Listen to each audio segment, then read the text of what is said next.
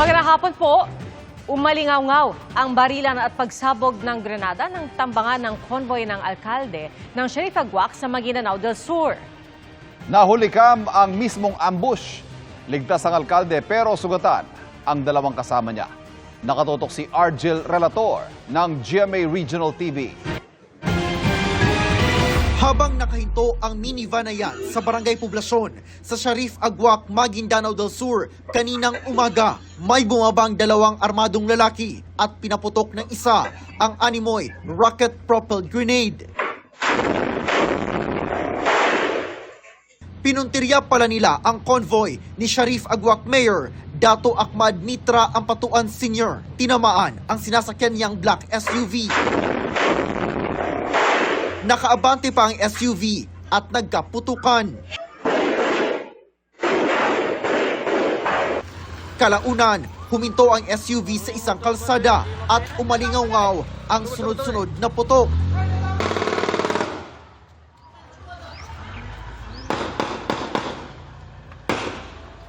Hinambos.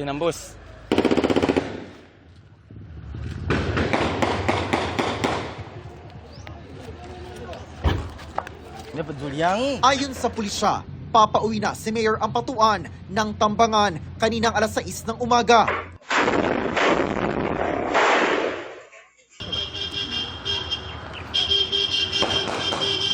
Hindi nasaktan ang alkalde, pero tinamaan ng bala sa tiyan ang dalawang kasama niya sa convoy. Kabilang ang kanyang security escort. Isinugod sila sa pagamutan. May follow-up vehicle, sakay doon yung ilang mga security din ni Mayor. Yung mga securities niya, sir, nakapag-retaliate sa mga suspect. But dalawa sa securities niya ay wounded din kanina. Both ay may tama sa left side ng abdomen. Tumakas ang mga suspect sakay ng minivan. Pero sa hot pursuit operation, 3 suspect ang napatay sa bayan ng Dato Unsay. Iniimbestigahan pa ang motibo sa pananambang habang nakaalerto ang buong pwersa ng PNP BARM. Sinusubukan pa ng GMA Integrated News na makuha ang panig ni Mayor Ampatuan kaugnay sa pananambang na ikatlong tangka na pala sa kanya. Para sa GMA Regional TV at GMA Integrated News, Argel Relator. Nakatutok 24 oras.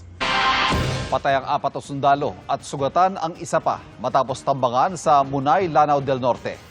Tinutugis na ng militar ang anilay may kagagawan ng mga miyembro ng MAUTE. Nakatutok si Sandra Aguinaldo. Nagluluksa ang mga sundalo at kaanak ng 4 na sundalong nasawi sa pananambang sa Munay, Lanao del Norte nitong umaga ng Biyernes. Ayon sa Joint Task Force Zampelan, nasa sasakyan ang mga biktima ng tambangan. Nagsasagawa noon ng Community Support Program ang mga sundalo sa barangay Lilindi. Kwento ng isa sa mga naulila, nung tambangan ang mga sundalo, mamamalengke dapat sila at hindi naka-uniforme. Unfair ba nga? They are helping, as they are serving as military. They are serving their best. They are doing their job, their service. Nga angan at abo nga amo sila. Siyempre, ma'am, sakit din. Kinundena ng Philippine Army ang pag-atake na sinisi nila sa Dawla Islamiyah MAUTE Group. Ayon kay Army spokesperson Colonel Louis Di Maala, gumaganti raw ang grupo para makubkob ang lugar kung saan may programa ang mga sundalo. Kahapon, personal na nakiramay si AFP Chief of Staff General Romeo Browner Jr. at Army Chief Lieutenant General Antonio Nafarrete, kasama ang iba pang sundalo. Kinilala nila ang kabayanihan ng mga nasawi at tiniyak ang tulong at suporta ng gobyerno sa mga naiwang pamilya. Binisita rin niya sa paggamutan ang mga sundalong nasugatan sa ambush. Kwento ng survivor na si Corporal Roland de la Cruz, mahigit 10 armadong lalaki ang umatake sa kanila.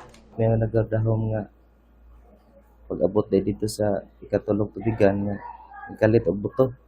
Sa isa ka buto pa lang ang among driver na inakuha na iko na. Tapos pag volume fire dili sa kilid, so ang akong gibuhat nihupo ako dito sa kwan sa katon dito sa lingkuranan. Ipinag-utos na ni Bronner na pag-aralan ang sitwasyon para mapagplanuhan ang mga susunod na hakbang.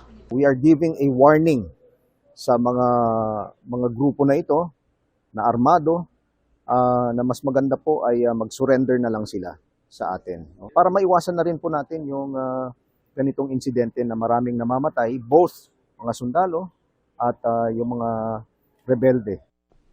Para sa GMA Integrated News, Sandra Aguinaldo, Nakatutok, 24 Oras.